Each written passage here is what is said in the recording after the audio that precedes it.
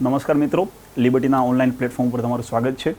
તો આજે આપણે પોઈન્ટમાં દલબદલ કાનૂનનો આ લેક્ચરની અંદર ચર્ચા કરવાના છીએ, કારણ કે અત્યારે કરંટની સિચ્યુએશન્સ જોતાં આ પોઈન્ટ જે છે કન્ટિન્યુ ચર્ચામાં પણ છે. જેમ કે તમે રાજસ્થાનની અંદર જે પરિસ્થિતિ જોઈ હશે સચિન પાયલોટના સમયે, અને મધ્યપ્રદેશની અંદર જે પરિસ્થિતિ જોઈ હશે, તો ફરીથી મધ્યપ્રદેશમાં જે જ્યોતિન્દ્ર સિંધિયા સમયે, તો ફરીથી આ ટોપિક જે છે એ દલબદલ કાનૂન ચર્ચામાં છે. એટલે તમારી પ્રિલિમ્સ અને મેન્સ એક્ઝામના સંદર્ભમાં ઇમ્પોર્ટન્ટ બની શકે છે. અગાઉના લેક્ચરની જેમ આ લેક્ચરમાં બી આપણે ડિટેલ ચર્ચા કરીશું, એટલે કે તમારી પ્રિલિમ એક્ઝામ અને તમારી મેન્સ એક્ઝામ બંને કવર થાય અને એ બંનેની અંદર તમે આરામથી આન્સર કરી શકો, એ રીતના આપણે પ્રયત્નો રહેલા હોય છે. સામાન્ય આપણે એ ટોપિકના જ ચર્ચા કરતા હોઈએ છીએ કે જે ટોપિકની અંદર સ્ટુડન્ટને સૌથી વધારે ડાઉટ હોય છે, અને જે ટોપિકની અંદર સ્ટુડન્ટ જે છે એ ખોટો પડવાની શક્યતા પણ વધારે હોય છે. તો આપણો પ્રયત્ન એવો રહેલો છે કે ભવિષ્યમાં જ્યારે તમે જીપીએસસીની કોઈ બી એક્ઝામમાં જાઓ, ડેપ્યુટી મામલતદાર છે, ડીવાયએસઓ છે, એસટીઆઈ, પીઆઈ છે, અથવા જીપીસી ક્લાસ 1-2 છે, તો તમે ક્યાંય કન્ફ્યુઝ ના થવા જોઈએ. ક્લાસ 3ની લોઅર લેવલની એક્ઝામમાં પણ આ પોઈન્ટ જે છે એ તમારે કવર થાય જ છે, જેમ કે તમે તલાટીમાં, બિન સચિવાલયમાં. તો આપણો પણ અત્યારે આપણો ટાર્ગેટ અને આપણો પર્પસ જે છે એ તમારું કોન્સેપ્ટ ક્લિયર કરવાનો છે. અને કોન્સેપ્ટ ક્લિયર કરવાનો પર્પસ શું છે કે તમારી જીપીએસસી 1-2 એક્ઝામ સુધી તમને પ્રોબ્લેમ ના થાય. એટલે કે તમે જો બિન સચિવાલય, તલાટી, કોન્સ્ટેબલ, પીએસઆઈની તૈયારી કરતા હો તો પણ આ ચેપ્ટર તમારો તો ઇમ્પોર્ટન્ટ તો રહેશે જ. એટલે કે એવું ના સમજતા કે સરે તો જીપીએસસી કીધું, હું તો તલાટીની તૈયારી કરું છું. બધા એક્ઝામ માટે ઇમ્પોર્ટન્ટ છે, પણ આ લેક્ચરનો મેઇન ફોકસ જે છે એ કોન્સેપ્ટ ક્લિયર કરવાનો છે. અને કોન્સેપ્ટ ક્લિયર ક્યાં હોવો જોઈએ? તો મેઇનલી તમારી ક્લાસ 1-2ની એક્ઝામ અને જ્યાં મેન્સ એક્ઝામ તમારે ડિસ્ક્રિપ્ટિવ લખવાની છે ત્યાં કોન્સેપ્ટની જરૂર પડે છે. એટલે કે લેક્ચર્સ બધા સ્ટુડન્ટ્સ જોઈ શકે છે. દલબદલ કાનૂનને બીજું આપણે કહેતા હોઈએ છીએ કે પક્ષ પલટો. એટલે કે એક પક્ષમાંથી બીજા પક્ષની અંદર જે છે એ જે ચેન્જ થતો હોય છે એના માટે આપણે શબ્દ લેતા હોઈએ છીએ કે દલબદલ કાનૂન. હવે ક્યારે આવ્યો અને શું હતો? તો દલબદલ કાનૂન રાજીવ ગાંધીના સમયે ક્યારે? તો 1985ની અંદર 52મા સંવિધાન સંશોધન દ્વારા અનુસૂચિ 10ને જોડવામાં આવ્યું. તો જો પ્રિલિમની અંદર તમારા અહીંયા 2-3 પ્રશ્ન બની જાય, પછી એ તલાટી હોય કે જીપીએસસી 1-2 હોય, કે અનુસૂચિ 10ની અંદર શું દર્શાવ્યું છે? દલબદલ અથવા પક્ષ પલટો. અને પક્ષ પલટો પણ કહેવાય કે પક્ષ પલટો જે છે એ કયા અનુસૂચિની અંદર દર્શાવ્યો છે, ક્યારે આવ્યો ને કયા સંવિધાન સંશોધન મુજબ? તો 52મા સંવિધાન સંશોધન ક્યારે થયું? 1985માં. સરકાર કોની હતી? તો એ સમયે કોંગ્રેસની સરકાર હતી અને વડાપ્રધાન હતા શ્રી રાજીવ ગાંધી. તો આના સમયે અનુસૂચિ 10ની અંદર બંધારણમાં કુલ અનુસૂચિ કેટલી મિત્રો? તો 12 અનુસૂચિ છે. અનુસૂચિ પણ ઇમ્પોર્ટન્ટ છે, એક વખત ગમે ત્યારે એના ઉપર નજર મારી લેજો, અને જો ભવિષ્યમાં સમય મળ્યો તો એના ઉપર પણ આપણે એક નાનો એવો લેક્ચર બનાવી દઈશું. તો અનુસૂચિ 10ની અંદર જે છે એ પક્ષપલટા અંતર્ગત જે છે એ કાયદો જોડવામાં આવ્યો છે. હવે આ દલબદલ અથવા પક્ષપલટાનો કાયદો બનાવવાનું મુખ્ય કારણ શું હતું? તો મિત્રો એ સમયે 1980થી 90નો જે 10 વર્ષનો સમય હતો, એ દશકાની અંદર એક વસ્તુ જોવા મળતી કે સરકાર જે છે એ સ્ટેબલ ના રહેતી, સરકાર જે છે સ્થિર ના રહેતી. કોઈ પણ સદસ્યને તમે કોઈ પણ પ્રકારનું જે છે એ લાલચ આપવામાં આવતી, અથવા અન્ય કારણોસર પોતાનો પક્ષ છોડી અને બીજા પક્ષમાં જોડાઈ જતો. જેમ કે આજે એક્ઝામ્પલ તરીકે આજે કોંગ્રેસમાં છે અને કોઈ પણ એને કંઈક લાલચ આપવામાં આવી અથવા XYZ, તો એ બીજેપીમાં જોડાઈ જશે. જેમ કે હાલમાં ગુજરાતની અંદર જ્યારે રાજ્યસભાની ચૂંટણી સમયે તમે જોયું કે 5 કે 6 કોંગ્રેસના એમએલએ રાજીનામું આપી દીધું ને પાછળથી બીજેપીમાં જોડાણા. તો આના થકી શું થાય છે કે સરકાર સ્થિર નથી રહેતી. જે ઘટના તમે મધ્યપ્રદેશમાં પણ જોઈ કે મધ્યપ્રદેશની અંદર કોંગ્રેસની સરકાર હતી, પણ જ્યોતિન્દ્ર સિંધિયા દ્વારા ત્યાગપત્ર આપી અને એની સાથે 15-20 સદસ્ય જે એમએલએ હતા એણે પણ ત્યાગપત્ર આપી દીધું અને ભાજપમાં જોડાઈ ગયા. તો એક ચૂંટાયેલી સરકાર, લોકો દ્વારા મત આપેલી સરકાર જે છે એ સ્થિર ના રહી. એટલે કે સરકાર સ્થિર રહેશે કે નહીં એ દર વખતે જે છે એ અસમંજસ જ રહેતી હોય છે. રાજસ્થાનમાં એ પ્રક્રિયા બની. એટલે કે સરકારને સ્થિર રાખવા માટે આ કાયદો લઈને આવ્યા હતા. લખ્યું જ છે કે મૂળ ઉદ્દેશ હતો તો સી સરકારની રચના અને સરકારમાં સ્થિરતા લાવવા તથા લોકતાંત્રિક પ્રણાલીને મજબૂત બનાવવા. એટલે સરકાર જો સ્ટેબલ હશે તો સરકાર કામ કરી શકશે, નકા સરકાર જે છે એ જનતાનું કામ કરી જ નથી શકવાની. એ તો તમે પણ સમજો છો. જેમ કે રાજસ્થાનમાં પરિસ્થિતિ છે, તો ત્યારે સરકાર શું કરે છે? તો સરકારનો અત્યારે ઉદ્દેશ જે છે એ પોતાની સરકાર બચાવવાનો છે. રાજસ્થાનની સરકારમાં અત્યારે ઘટના તમે જોતા હશો ન્યૂઝમાં, તો રાજસ્થાનની સરકારની અંદર તમે જુઓ છો કે સરકારના અત્યારના મેઇન પર્પસ શું, ફોકસ શું? તો પોતાની સરકાર બચાવવું. જ્યારે દેશમાં અત્યારે કોરોનાની પરિસ્થિતિ છે, તો તમે સમજો છો કે સરકાર કોરોના ઉપર 100% ફોકસ કરી શકતી હોય? ના જ કરી શકતી હોય. કારણ કે પોતાની સરકાર હશે તો આગળ શાસન ચલાવી શકશે ને. માટે સ્થિર સરકાર હોવી જરૂરી છે. કોઈ પણ સરકાર સ્થિર હોય તો જ એ સરકાર નિર્ણય લઈ શકે. જેમ કે ઇન્દિરા ગાંધી દ્વારા જે દેશના સંબંધી જે નિર્ણય લેવામાં આવ્યા, શું કામ ને, તો સ્થિર સરકાર હતી. બીજેપી સરકાર 2014થી 19 અને 19થી 24 સુધી જે 2 ટર્મની અંદર જે નિર્ણયો હમણાં સુધી લીધા છે અથવા જે નિર્ણયો લઈ શકે છે એ નિર્ણય શું કામ લઈ શકે છે? સ્થિર સરકાર છે, સરકાર સ્થિર છે એટલે નિર્ણય લઈ શકે છે. એટલે કે આ કાયદાનો લઈ આવવું મુખ્ય કામ હતું સ્થિર સરકાર હોવી અને સરકારમાં સ્થિરતા લાવી, સાથે સાથે લોકતંત્ર પ્રણાલીને મજબૂત બનાવી. લોકતંત્ર પ્રણાલીને મજબૂત બનાવવાનું મુખ્ય કામ શું, મુખ્ય કારણ શું? તો જનતા દ્વારા ચૂંટાયેલા ઉમેદવારો છે, જનતાએ એને વિશ્વાસ કર્યો છે. તમે અને મેં વિશ્વાસ કરીને એને મત આપ્યો છે. હવે મેં અને તમે એને વિશ્વાસ કરીને મત આપ્યો અને 4-6 મહિના પછી એને પોતાના અંગત સ્વાર્થથી માટે પોતાનો પક્ષ છોડી અને બીજા પક્ષમાં જોડાઈ જાય તો આપણા મતનું વેલ્યુ શું? તમારે જે તે પક્ષની વિચારધારા સાથે તમે જોડાયેલા નહોતા માટે તમે બીજા પક્ષના સદસ્યને મત આપ્યો હતો ને. એક્ઝામ્પલ તરીકે હું તમને કહું કે તમે કોંગ્રેસના ઉમેદવારને મત શું કામ ના આપ્યો? કે તમે કોંગ્રેસની વિચારધારા સાથે સહમત છો. પણ હવે જે તમે જેને મત આપ્યો એ ચૂંટાયેલો ઉમેદવાર 4 મહિના પછી બીજેપીમાં જોડાઈ જશે તો તમારા અને મારા મતની મૂલ્ય શું રહેશે? તો ફરીથી એ થયું કે તમે એને મત આપ્યો પણ એને પોતાના સ્વાર્થ માટે બીજેપી જોઈન કરી લીધું. તો આને કહેવાય લોકતંત્ર પ્રણાલી. તો આ લોકતંત્ર પ્રણાલી મજબૂત ક્યારે રહેશે? તો જ્યારે પબ્લિકના, જનતાના મતની કિંમત હશે તો. અને મતની કિંમત ક્યારે હશે? જો સ્થિર સરકાર હોય અને વ્યક્તિગત સ્વાર્થ માટે કોઈ પણ સદસ્ય પોતાનો પક્ષ ત્યાગ કરીને બીજા પક્ષમાં ન જતો હોય તો એને કહેવાય લોકતાંત્રિક પ્રણાલી મજબૂત કરવા. તો મુખ્યત્વે આ 3 રીઝન હતા જેના માટે 1985ની અંદર આપણે 52મું સંશોધન કર્યું અને 10મી અનુસૂચિ મુજબ જે છે એ આપણે દલ બદલ અંતર્ગત કાયદો લઈ આવ્યા. અયોગ્યતાના માપદંડ કયા? એટલે કે કયો સદસ્ય જે છે એ ગેરલાયક ગણાશે, ડિસ્કોલિફાય થશે? તો જે સદસ્ય સ્વેચ્છાએ પોતાનો પક્ષ ત્યાગ કરે છે એ ડિસ્કોલિફાય ગણવામાં આવશે કે ભાઈ તે તમારો પક્ષ તમે છોડી દીધો, હવે તમે બીજાના સદસ્ય બનવા માટે તમારે ફરીથી ચૂંટણી બધી લડવી પડશે. ડાયરેક્ટલી તમે બીજા પક્ષની અંદર જે છે એ જે તે પદમાં ફરીથી જોડાઈ ના શકો. જેમ કે કોંગ્રેસના એમએલએ ત્યાગપત્ર આપી દીધો, હવે કોંગ્રેસના એમએલએ ત્યાગપત્ર આપીને બીજેપીમાં જોડાણો તો બીજેપીમાં એ જગ્યાનો અથવા એ વિસ્તારનો એમએલએ તરીકે ના જોડાઈ શકે. એમએલએનું પદે પૂરું થઈ જશે, એને ફરીથી ચૂંટણી લડવી પડશે ને ચૂંટાઈને આવશે તો જ એમએલએ બનશે. એટલે કે નકા તો કેવું થાય કે કોંગ્રેસમાંથી ચૂંટાઈને એમએલએ બન્યો, કોંગ્રેસ છોડીને ભાજપમાં આવી ગયો અને એમએલએ તો રહ્યો જ, એમ ના થાય. એણે જેવો ત્યાગપત્ર આપ્યો તો પોતાના હોદ્દા ઉપર પણ સમાપ્ત થઈ જશે, એટલે કે પછી એમએલએ તરીકે એ નહીં રહી શકે. બીજું છે પોતાના વ્હીપ અથવા સચેતકના નિર્દેશોનું પાલન ન કરવું. અગાઉના લેક્ચરની અંદર મિત્રો વ્હીપની આપણે વ્યવસ્થિત ચર્ચા કરી હતી, છતાંય ફરીથી હું તમને થોડુંક અહીંયા હિન્ટ આપી દઉં કે વ્હીપ અથવા સચેતક શું? તો સંસદના અને ધારાસભ્યના, સંસદના અને ધારાસભા એટલે કે વિધાનસભા, સંસદ અને વિધાનસભાની અંદર દરેક ચૂંટાયેલા પક્ષ જે છે એ પોતાના ચૂંટાયેલા સદસ્યમાંથી એક વ્હીપ અથવા સચેતકની નિમણૂક કરે. કન્ટિન્યુ કરું છું. સંસદ અને વિધાનસભાની અંદર એટલે કે સંસદના બંને ગૃહ અને વિધાનસભાના બંને ગૃહ, વિધાનસભા અને વિધાન પરિષદ, સંસદ અને વિધાનસભામાં જે તે ચૂંટાયેલો પક્ષ પોતાના ચૂંટાયેલા સદસ્યમાંથી એક સદસ્યને વ્હીપ અથવા સચેતક તરીકે નિમણૂક કરે છે. એક્ઝામ્પલ આપું કે સંસદની અંદર બીજેપીને 300 સીટો છે, કોંગ્રેસને 100 સીટો છે, આમ આદમી પાર્ટીને 100 સીટો છે, એસપીને 80 સીટો છે, બીએસપીને 70 સીટો છે. તો આ રીતે તમે જુઓ તો સંસદની અંદર આ બધા સદસ્યો જે છે એ બધા સદસ્યો ચૂંટાઈને આવે છે. આ એક્ઝામ્પલ આપું છું.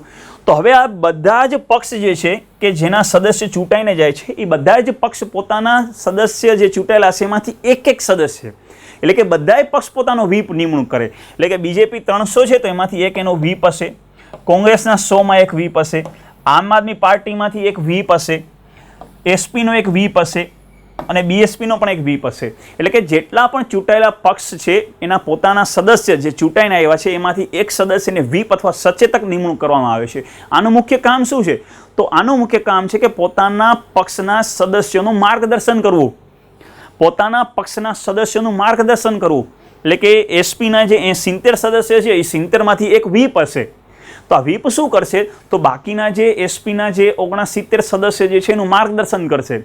અને માર્ગદર્શનમાં શું આવે કે સરકાર જે છે એનો વિરોધ કરવો છે કે સરકારને સપોર્ટ કરવો છે, સરકાર કોઈ બિલ લઈને આવી છે તો બિલને પાસ કરવું છે, એટલે કે ફેવરમાં મતદાન કરવું છે કે સરકારના ફેવરમાં મતદાન નથી કરવું, તો આ બધો નિર્ણય કોણ લેશે? તો એક વ્હીપ દ્વારા નિર્ણય લેવામાં આવે અને વ્હીપ જે છે એ પોતાના પાર્ટીના સદસ્યને નિર્દેશ આપશે કે આપણે આ બાબતમાં આ વસ્તુ કરવાની છે. પણ જે ઉમેદવાર પોતાના પાર્ટીના વ્હીપના નિર્દેશોનું પાલન નથી કરતો એને પણ સદસ્યતા રદ થાય. એટલે આપણે અહીંયા શું કીધું છે કે વ્હીપ અથવા સચેતકના નિર્દેશોનું પાલન નહીં કરે તો પણ એ દલબદલ કાનૂન મુજબ જે છે એ ગેરલાયકાત ગણાશે. એટલે કે પાર્ટીના જે વ્હીપ જે નિર્ણય લે છે, જે સૂચના આપે છે એને ફોલો કરવી જરૂરી છે. જો કોઈ અપક્ષ ચૂંટાયેલો ઉમેદવાર જો કોઈ પક્ષમાં જોડાઈ જાય, જેમ કે એ વ્યક્તિ જે છે અપક્ષ તરીકે ચૂંટાયેલો છે, જેમ કે તમે એવા ઉમેદવારને મત આપ્યો છે કે જે બીજેપીનો નથી ને કોંગ્રેસનો નથી, સમાજવાદી પાર્ટીનો નથી ને આમ આદમી પાર્ટીનો પણ નથી, કારણ કે તમારી વિચારધારા જે છે એ કોઈ પક્ષ સાથે સહમત નથી. આજે માણસો ચૂંટણીમાં મતદાન કઈ રીતે કરે છે? તો વિચારધારાના આધારે. તમે કોંગ્રેસ તરફી વિચારધારાવાળા છો તો તમે કોંગ્રેસને મત આપશો, તમે બીજેપી તરફી વિચારધારાવાળા છો તો તમે બીજેપીને મત આપશો. તો સામાન્ય રીતે ચૂંટણીમાં મતદાન આ રીતે થાય વિચારધારા મુજબ કે તમે જેને ફોલો કરો છો એને. પણ અમુક સદસ્ય એવા હોય કે જેને એકે પક્ષની વિચારધારા નહીં ફોલો ના કરતો હોય, તો ઘણી વખત આપણે જોતા હશો કે અપક્ષ ઉમેદવાર હોય. અપક્ષ ઉમેદવાર એટલે કે સ્વતંત્ર લડતો હોય, એ બીજેપી, કોંગ્રેસ, આમ આદમી પાર્ટી, સમાજવાદી પાર્ટીનો હોય જ નહીં, પોતાનો હોય. જેમ કે ઘણી વખત ટીવી ચૂંટણીમાં ચૂંટણી ચિહ્ન તરીકે ટીવી હોય ને પતંગ હોય ને દોરી હોય ને કૂકડો હોય ને મરઘો હોય, તો એ બધા કેવા હોય? એ અપક્ષ ઉમેદવાર હોય કે જે કોઈ પક્ષ સાથે સંકળાયેલા નથી. હવે તમે એવું લાગ્યું કે હું કોઈ પણ પક્ષની વિચારધારા સાથે સહમત નથી, એટલે તમે અપક્ષ ઉમેદવારને મત આપી દીધો. પણ હવે થાય એવું કે અપક્ષ ઉમેદવાર જે છે એ કોઈ પક્ષમાં જોડાઈ જાય તો તમારા મતની વેલ્યુ શું? લોકતાંત્રિક ભાવનાની વાત કરી હતી કે લોકતંત્રના ભાવના મજબૂત કેમ થશે? તો અપક્ષ ઉમેદવાર જો કોઈ પક્ષમાં જોડાઈ જાય તો એ પણ ગેરલાયકાત ગણાશે. અહીંયા આપણે ગેરલાયકાત કેમ ગણાશે એની વાત કરી છે. તો સૌથી પહેલાં શું કીધું કે સ્વેચ્છાએ પક્ષનો ત્યાગ કરી દે છે તે ઉમેદવાર તરીકે એની ઉમેદવારી સમાપ્ત થશે. એ પોતાના જે પક્ષના વ્હીપ અથવા સચેતકના નિર્દેશોનું પાલન નથી કરતો તો એની ઉમેદવારી સમાપ્ત. હવે અપક્ષ ચૂંટાયેલો છે અને કોઈના પક્ષમાં જોડાઈ ગયો તો પણ એની ઉમેદવારી સમાપ્ત. નિમણૂક થયેલો સદસ્ય 6 મહિના પછી કોઈ પક્ષમાં જોડાય તો, જો મિત્રો નિમણૂકમાં તમને ખ્યાલ હશે કે લોકસભાની અંદર 2 સદસ્ય રાષ્ટ્રપતિ નિમણૂક કરે છે. 2 કેવા હોય છે? એંગ્લો ઇન્ડિયન સદસ્ય. રાજ્યસભાની અંદર 12 સદસ્યની નિમણૂક રાષ્ટ્રપતિ કરે છે. નિમણૂક નોમિનેટ કરેલા છે જે સામાજિક ક્ષેત્ર સાથે, વિજ્ઞાન, કળા સાથે સંકળાયેલા હોય છે, તો સાહિત્ય, સંસ્કૃતિ સાથે સંકળાયેલા હોય છે. તો આવા કુલ 12 સદસ્યની નિમણૂક જે છે એ રાજ્યસભામાં, 2 સદસ્યની નિમણૂક જે છે એ લોકસભામાં કોણ કરે છે? તો રાષ્ટ્રપતિ કરે છે. જ્યારે રાજ્યની વિધાનસભાની અંદર રાજ્યપાલ પણ એક એંગ્લો ઇન્ડિયનની નિમણૂક કરે છે. તો આ બધા સદસ્યો કેવા કહેવાય મિત્રો? તો એ બધા નિમણૂક થયેલા સદસ્ય છે, ચૂંટાયેલા સદસ્ય નથી. જનતા એ લોકોને મતદાન નથી કર્યું પણ એ નિમણૂક થયેલા છે અને નિમણૂક માટેની અમુક વિશેષ યોગ્યતાઓ એ લોકો પાસે છે. પણ હવે જે નિમણૂક થયેલો સદસ્ય 6 મહિના પછી કોઈ પક્ષમાં જોડાઈ જાય, જેમ કે એની નિમણૂક થઈ છે ત્યારે તો કોઈ પક્ષનો છે જ નહીં, પણ 6 મહિના પછી એણે કોઈ પક્ષ જોઈન કરી લીધું તો પણ એ અયોગ્ય ગણવામાં આવશે, એની સદસ્યતા જે છે રદ થઈ જશે. એનો મતલબ કે 6 મહિના પછી જોડાય તો, એટલે કે 6 મહિના પહેલાં જોડાઈ શકે. તો આ કાયદાનો ફોલ્ટ થઈ ગયો. અહીંયા આ પક્ષ પલટા અંતર્ગતનો કાયદો લેવાય એની સૌથી મોટી મિસ્ટેક થઈ કે 6 મહિના પછી જોડાશો તો તમે ગેરલાયકાત. એનો મતલબ કે 6 મહિના પહેલાં જોડાવ તો તમે ગેરલાયકાત નથી. તો આ કાયદો જે છે એમાં ફોલ્ટ થઈ ગયો ને, કાયદાની મિસ્ટેક રહી ગઈ અહીંયા. તો આ રીતે કુલ 4 વસ્તુ દેખાવી છે કે જે 4 જે છે અયોગ્યતાના માપદંડ છે કે સદસ્યને અયોગ્ય ગણવામાં આવશે. I hope clear. પોઈન્ટ બહુ જે છે કન્ફ્યુઝ કર્યો છે, 2-3 વખત જોશો તો આરામથી આ પોઈન્ટ સમજી જશો અને એક્ઝામની અંદર પ્રિલિમમાં આમાંથી જ પ્રશ્ન બનશે કે અનુસૂચિ 10 મુજબ નીચેનામાંથી કયો સદસ્ય અયોગ્ય છે. તો તમને આ 4 પોઈન્ટ ખબર હોવી જોઈએ. હવે તમારા સ્ટેટમેન્ટમાં 6 મહિના પછીની જગ્યાએ એવું લખ્યું હોય 6 મહિના પહેલાં, તો 6 મહિના પહેલાં ચાલશે, 6 મહિના પછી ન જવો જોઈએ. હવે જો અપવાદની વાત કરીએ કે કઈ બાબતમાં અપવાદ છે, તો 2 વસ્તુમાં અપવાદ છે કે જે કોઈ દળના 1/3 સદસ્ય નવા પક્ષની રચના કરે તો તેના ઉપર આ કાયદો લાગુ ન થાય. એટલે કે કોઈ પણ એક પક્ષ છે એ પક્ષમાંથી 1/3 એટલે કે જો 33% સદસ્ય જે છે એ 33% સદસ્ય પોતાનો પક્ષ ત્યાગ કરી અને નવો પક્ષ બનાવી લે છે તો એના ઉપર આ દલબદલનો કાયદો લાગુ નહીં થાય. એ બંધારણની અંદર એવી જોગવાઈ કરી છે કે 33% સદસ્ય જો છૂટા થાય છે તેનો મતલબ કે એ પાર્ટીમાં આંતરિક વિવાદ છે, તો અહીંયા જે છે એ અપવાદના ભાગે આ છૂટ આપવામાં આવી છે કે 33% સદસ્ય નવો પક્ષ જે જોઈન કરી શકે છે. અને ક્યારે છૂટ આપવામાં આવી? તો 91માં સંવિધાન સંશોધન 2003માં એ છૂટ આપવામાં આવી.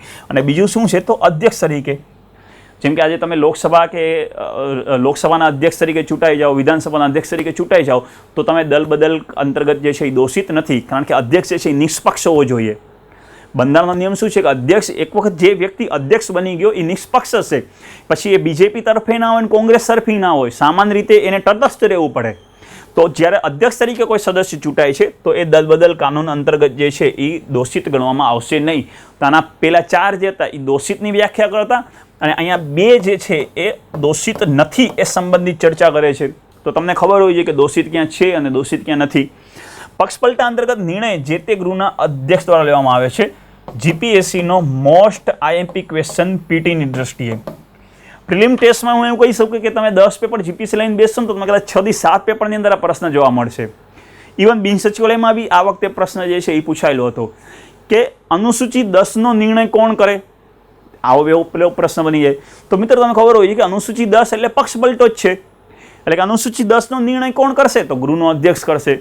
અથવા પક્ષપલટા અંતર્ગત કોઈ સદસ્ય દોષિત છે કે નથી એનો નિર્ણય કોણ કરશે? તો એ પણ ગૃહનો અધ્યક્ષ કરશે.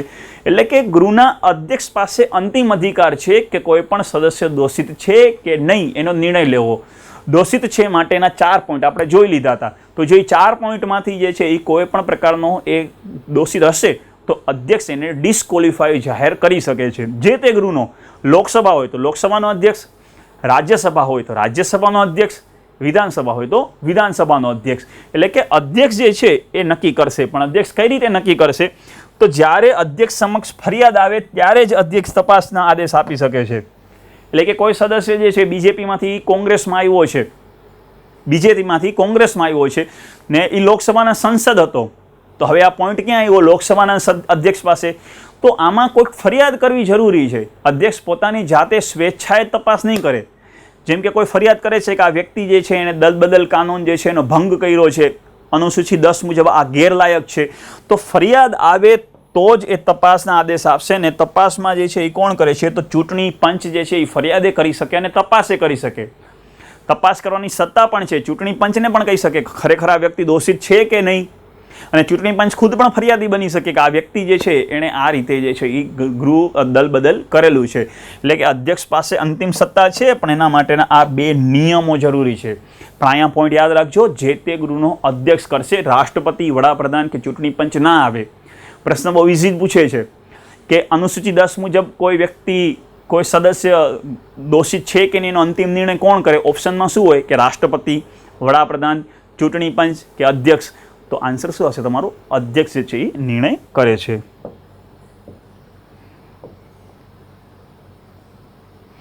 હવે જો કોઈ દોષિત સદસ્ય હોય તો જો એ વ્યક્તિ દોષિત ગણાશે તો ગૃહના સદસ્ય તરીકે એને ત્યાગપત્ર આપવો પડશે. એટલે કે એક ગૃહમાંથી બીજા ગૃહમાં જ્યારે એ બેઠો છે અને એના ઉપર કાર્યવાહી થઈ અને જે 4 અયોગ્યતા મુજબ એ સદસ્ય દોષિત આવ્યો તો એને સૌથી પહેલાં સદસ્ય તરીકે ત્યાગપત્ર આપવો પડે. હવે જ્યારે એ વ્યક્તિ સદસ્ય છે જ નહીં તો એને મંત્રીમંડળમાં પણ એને ત્યાગપત્ર આપવો પડે છે.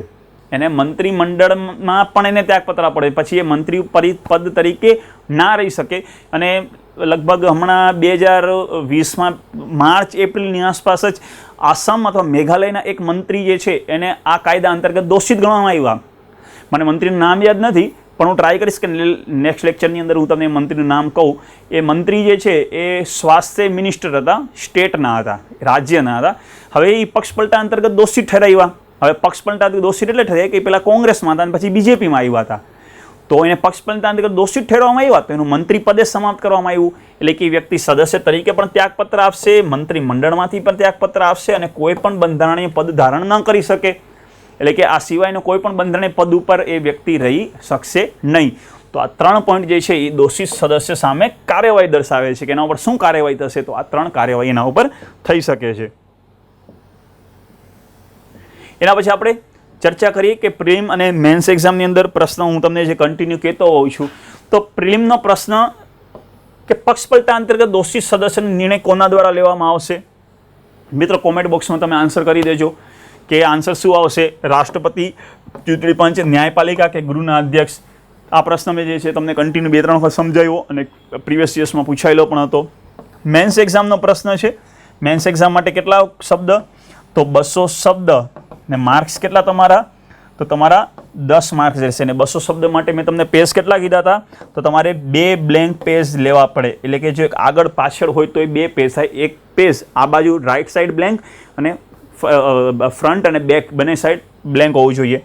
અહીંયા તમારો ક્વેશ્ચન લખો છો અને અહીંયા સુધી તમે લખો છો તો અંદાજિત તમારા 200 શબ્દ થઈ જશે. એ તમે પ્રેક્ટિસ કરજો. તો મેન્સનો ક્વેશ્ચન શું છે? તો હાલમાં સમયમાં અનુસૂચિત 10નું મહત્ત્વ ઘટતું જોવા મળે છે, વિસ્તૃત ચર્ચા કરો. એટલે કે અનુસૂચિત 10ના મહત્ત્વને ઘટતું શું કામને જાય છે એ તમારે દર્શાવવાનું છે. તો સૌથી પહેલાં તમારે અહીંયા ભૂમિકા બાંધવી પડે અથવા પૃષ્ઠભૂમિ બાંધવી પડે, અથવા આપણે કહીએ છીએ પ્રસ્તાવના. ભૂમિકા તો બનાવવી પડશે ને. જ્યારે સામેવાળો બેસે છે તો આ પ્રશ્ન શું કામને પૂછવાનો છે એની ભૂમિકા તો હોવી જોઈએ કે નહીં? જેમ કે મેં જ્યારે શરૂઆત કરી તમારા લેક્ચરની ત્યારે હું સીધું સ્લાઇડ જ વાંચવા માંડું તો તમે શું સમજો? પણ એના માટે મેં તમને કેમ મેન્ટલી એક તૈયાર કર્યા કે દલ બદલ કાનૂન શું કામ નહીં આવ્યો? તો ભૂમિકામાં તમે શું લખી શકો કે હાલના સમયમાં રાજસ્થાન અને મધ્યપ્રદેશમાં જે સરકારની અસ્થિરતા, અહીંયા તમારે બીજેપી કે એમએલએ ને કોંગ્રેસ એમએલએ લખવાની જરૂર નથી. અહીંયા કોઈ પણ પક્ષનું નામ ના લેતા. જો આ મેઇન વસ્તુ છે કે બંને ત્યાં સુધી મેન્સ એક્ઝામની અંદર કોઈ પણ વ્યક્તિ અથવા કોઈ પણ પક્ષનું નામ નહીં લખવાનું.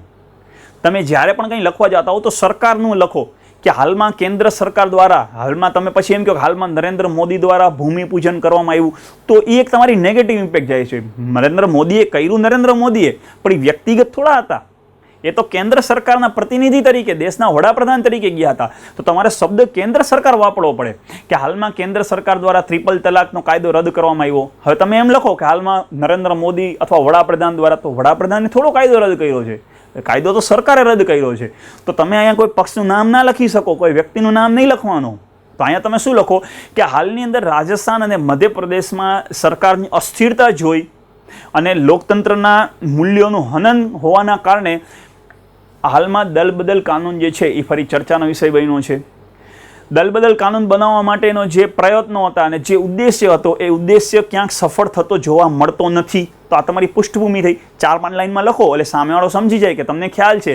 પછી અહીંયા તમે મેં પહેલાં જ કીધું એમ બીજેપી ને કોંગ્રેસના એમએલએ બીજેપીમાં ગયા અને બીજેપી આમ કર્યું નથી લખવાનું. અહીંયા તમારે શું લખવાનું છે? તો જે મેં ચર્ચા કરી તો 3-4 લાઇનમાં લખો એટલે તમારી શું બની જશે? પૃષ્ઠભૂમિ બનશે. પછી સીધા તમે આવો અનુસૂચિ 10 કે અનુસૂચિ 10 શું છે? તો તમે હેડિંગ આપો કે અનુસૂચિ 10. પછી એના પેટા પોઈન્ટ લખો કે 1985માં 52માં સંવિધાન સંશોધન દ્વારા બંધારણના અનુસૂચિ 10ની અંદર અનુસૂચિ 10નો ઉલ્લેખ કરવામાં આવ્યો છે. જેનો મુખ્ય હેતુ શું હતો? તો મુખ્ય ઉદ્દેશ લખો.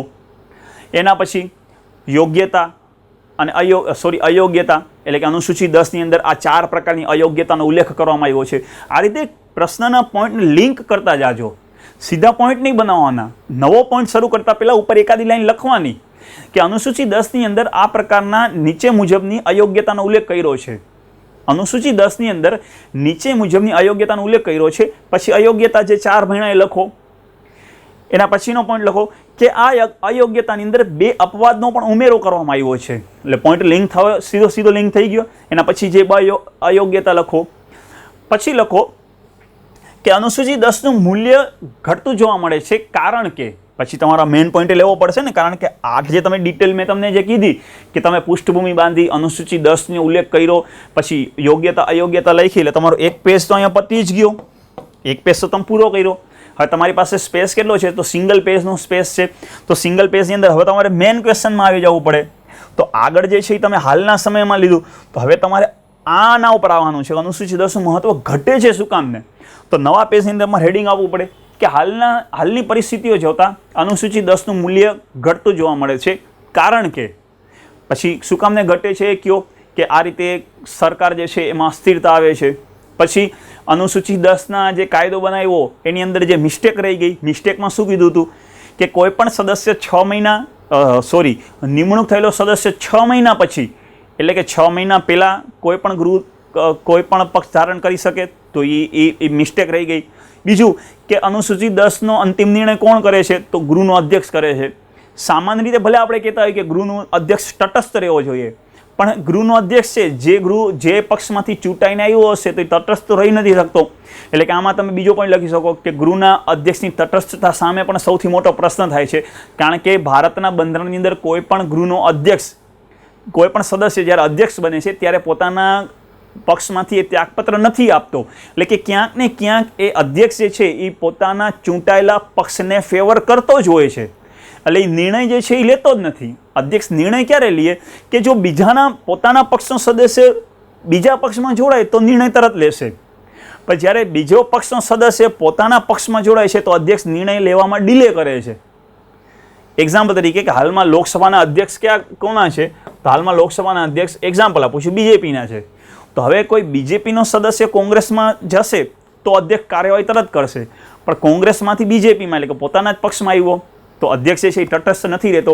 એટલે આ બધી વસ્તુનો ઉલ્લેખ ન કરાય, તમારે પોઈન્ટ એમ લખવો પડે કે હાલના સમયમાં અધ્યક્ષને અંતિમ નિર્ણયની સત્તા હોવાથી તેની તટસ્થતાના સંદર્ભમાં પણ એક શંકા પેદા થઈ શકે છે, ઉદ્ભવી શકે છે, કારણ કે ઘણી વખત એના નિર્ણય જે છે એ પોતાના પક્ષના ફેવરમાં હોય છે. તો આ રીતે તમારે કોઈ પણ પોલિટિકલ પાર્ટીના નામ લીધા વગર આ ક્વેશ્ચન જે છે એ આને આ રીતે ફ્રેમ કરવાનો હોય છે. અને ઘટતું જોવા મળે છે પૂછ્યું છે એટલે કે તમારે આમાં સુઝાવ આપવા પડશે. સુઝાવ મીન્સ કે તમારે સલાહ આપવી પડે કે આને અટકાવી કઈ રીતે શકાય, તો તમારે સલાહ આપવી પડે કે આ રીતે સરકાર દ્વારા ભવિષ્યની અંદર આ પ્રકારના સકારાત્મક પગલાં લેવા જરૂરી છે. પોઈન્ટને ઇન્ટરલિંક કરો તમે કે સરકાર દ્વારા ભવિષ્યમાં આ સકારાત્મક પગલાં લેવા જરૂરી છે, પછી 2-3 સુઝાવ આપી દો. તો આ રીતે આખો ક્વેશ્ચન તમારો મેન્સનો ફ્રેમ થશે. અને ક્વેશ્ચનમાં મેં તમને કીધું તેમ કે તમે પ્રેક્ટિસ કરશો તો જ તમે જે છે એ સમજશો, બાકી હું તમને ઓરલી ગમે તેટલું સમજાવીશ તમે સમજી નહીં શકો. તો આઈ હોપ કે પક્ષ પલટો તમે સમજી જશો, ના સમજી જાય તો રિવાઇઝ કરી 2-3 વખત જોઈ લેજો તો સમજી જશો. પ્રિલિમ અને મેન્સ એક્ઝામ બંનેમાં પ્રશ્ન પૂછાતો હોય છે. આજે આપણે અહીંયા સુધી રાખી, ફરીથી નવા લેક્ચરમાં મળશું નવા ટોપિક સાથે, અને આ રીતે ડિટેલ એનાલિસિસ જ કરશું અને પીટી અને મેન્સના ફોર્મેટની પર ચર્ચા કરશું. ધન્યવાદ.